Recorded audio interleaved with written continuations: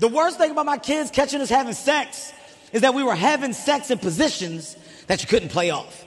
You know, there's some sexual positions that you can play off. There's a lot of couples here tonight. I see you with your lady, sir. If you and your lady having sex and your lady laying on the side and your kids come bust in the room, you can play that off. All you gotta do is sit up, act like you're watching TV. Hey, hey, hey, get the fuck out of here. Don't come back in here until we're done watching TV. If you're real good and you got your bottom half covered up, when you sit up, you can technically keep fucking while you talking. Hey, hey, hey, get your ass out the goddamn room. Don't come in the goddamn room. Your lady be trying to talk. Don't come in here. This is my favorite part of the show. But then, because he's a male feminist, he decides that he's going to go on top.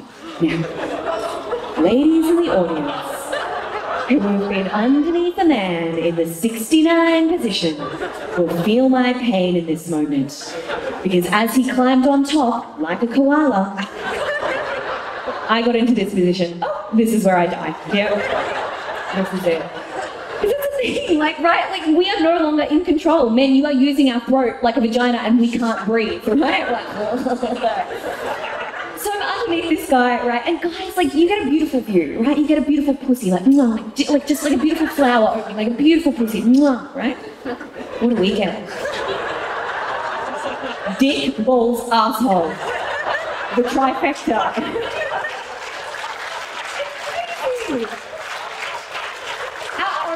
Our only saving grace is that little bit of skin between the balls and the asshole.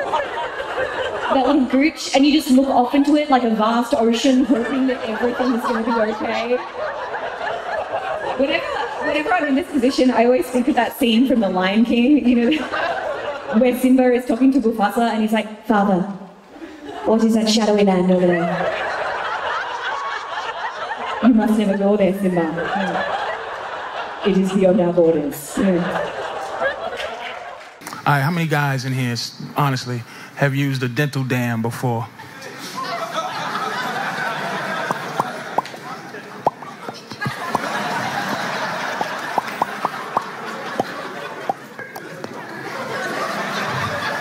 Do you know what a dental dam is?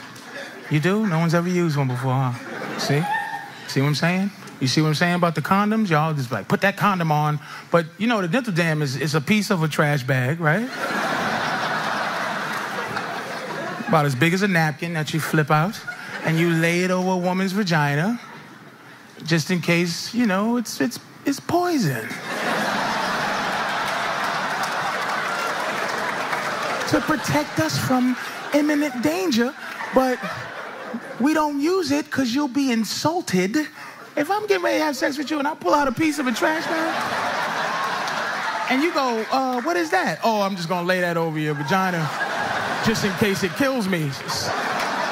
I'm sorry, what did you say? And we see that face, like nothing. Forget it. Don't even pretend you didn't see that. I'd rather die than to insult my way out of some I'd rather just get what you got. I never get laid. A couple of weeks ago, finally, that we had sex because it was my birthday, and she's like, "Go ahead." So, hey, fine. I do not need her to be into it. I just want to get fucking annually laid. That's all. I don't give a shit.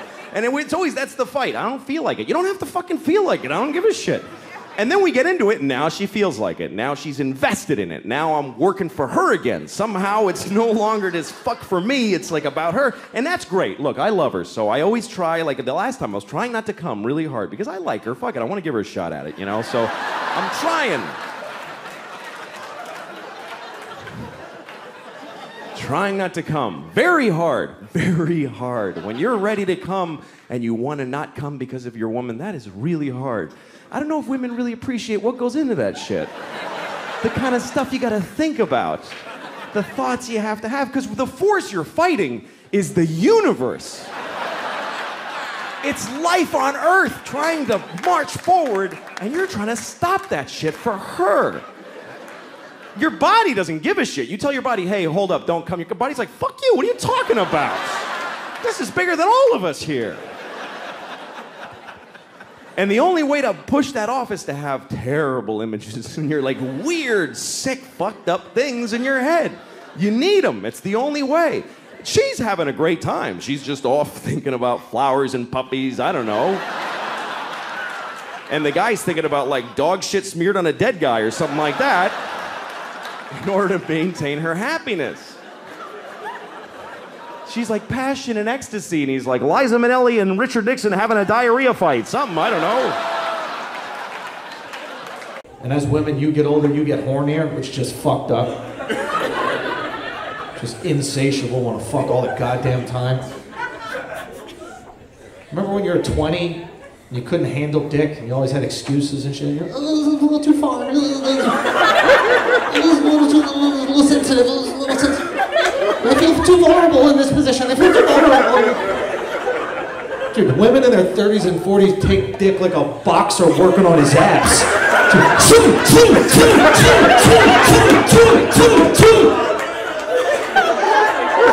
You gotta check in on him. Be like, babe, are you okay? So like, keep fucking moving. Don't stop fucking moving. Just want it all the goddamn time. You'll have sex with him a few minutes later. Like, come on, let's go again. Why? We just did it. Why do we have to do it again if we just did it? Why? But I didn't come. If I fail a test, I don't take the test right over. That's how you fail a test twice. Clearly I have to do some studying, some preparation to pass this test. Not to mention, you don't want 35-year-old second nut dick. 35-year-old second nut dick. Looks like the shit outside the car dealership.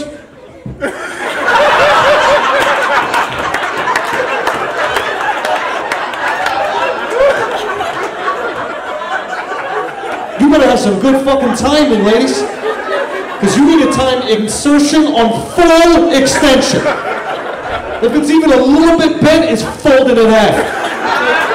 And I'm stuffing it in anyway. I don't give a fuck. You wanted this. You wanted this? You gonna get some wallet dick tonight. That's what's gonna happen. I might not hit the back, but it's gonna be girthy.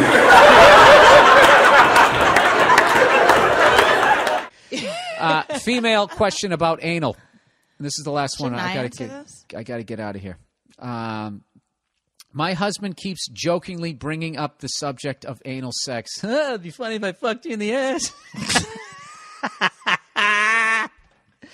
Woo! Can you have him write me in and ask how we should go about asking you for anal? There's no asking with anal. You just do it. Wow. No, I'm kidding. Wow. Now, what it is, terrible. it's you have to do a survey during doggy style. That's how you figure it out. It's done with the thumb. It's sort of a rubbing circular motion. William! She moans.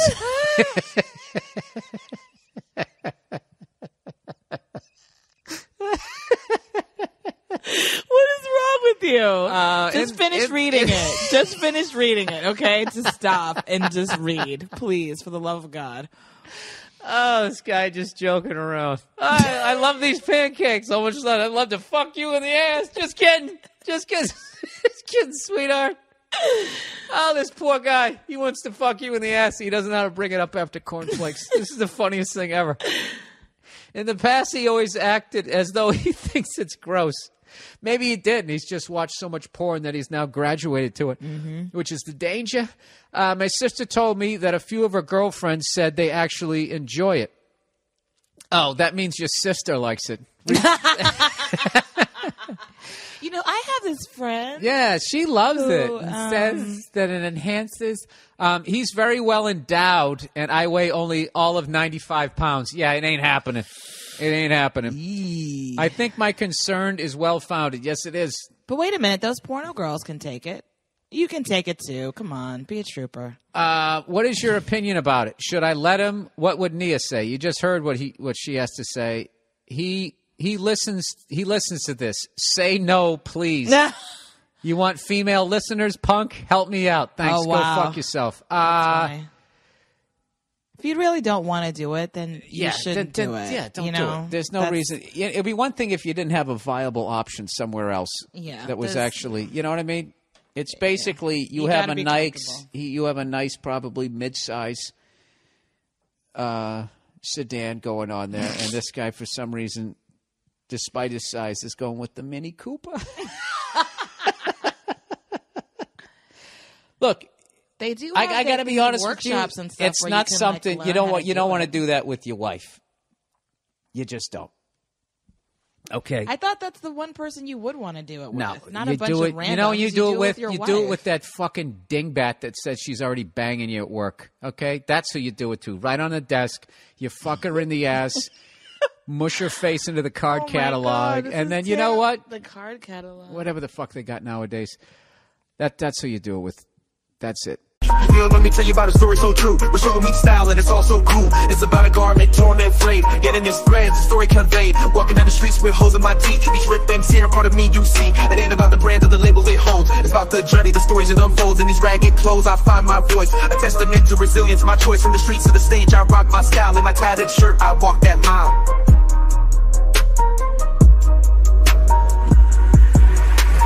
Ripped and torn, but still I stand in my ragged attire. I command, it's not just fabric, it's a statement I preach. In my threadbare garment I find my reach.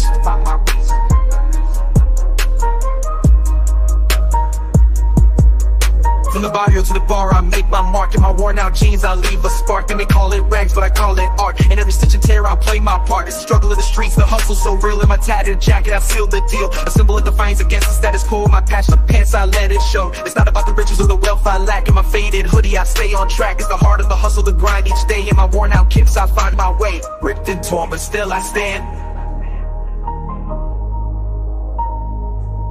In my ragged attire I command. It's not just fabric, it's a statement I preach. In my threadbare garment I find my reach. So here's to the ones with the clothes that tear. In our patched up attire we have, so let the world see our garments worn. For in our rags our stories are born. In the language of the streets we speak. In our torn up